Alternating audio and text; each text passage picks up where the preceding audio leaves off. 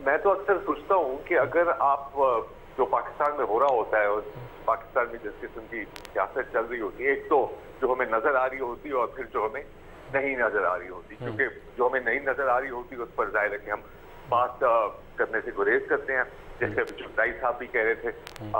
बड़ी अच्छे अंदाज में। अगर इस पूरे सिलसिले को आप एक नेटफ्लिक्स सीरीज बनाए, हाँ, उसमें आप कोई मिर्च मसाला ना डालें, कोई आप इजाफी इसमें मसाले ना डालें, बिल्कुल जैसे यहाँ पर जो हो रहा है उसको आप वर्ड टू वर्ड उसकी आप एक टीवी सीरीज बनाएं, तो मेरा ख्याल है कि जो लोग देख रहे होंगे वो कहेंगे कि यार इतनी तो आप इलॉजिकल सीरीज नहीं बना सकते, ऐसे कैसे हो सकता है। लेकिन हर रोज पाकिस्तान में वो होता है जो हम कभी पहले हुआ ही नहीं है, जिसकी ना आपको समझ आती है, ना मुझे समझ आती है, ना किसी को समझ आती है, और जो चीजें हमें समझ आती हैं जाहिर है वो बोल नहीं सकते। तो आपने तो मतलब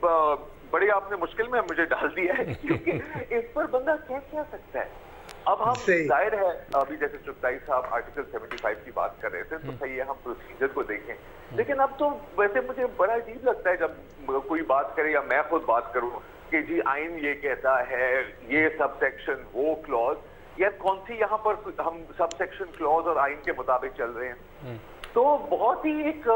अजीब और गरीब सरियल किस्म की सूरत हाल है, और मेरा तो ख्याल है कि हर दिन आपको कोई एक नया इस तरह का मौजू मिलने वाला है जिसकी ना आपको समझ आएगी ना हमें समझ आएगी, लेकिन उस पर हमें बात करनी पड़ती है। तो यहाँ पर हम फंसे हुए हैं, मुझे वाकई मुझे नहीं समझ आ रहा कि मैं क्या कहूँ।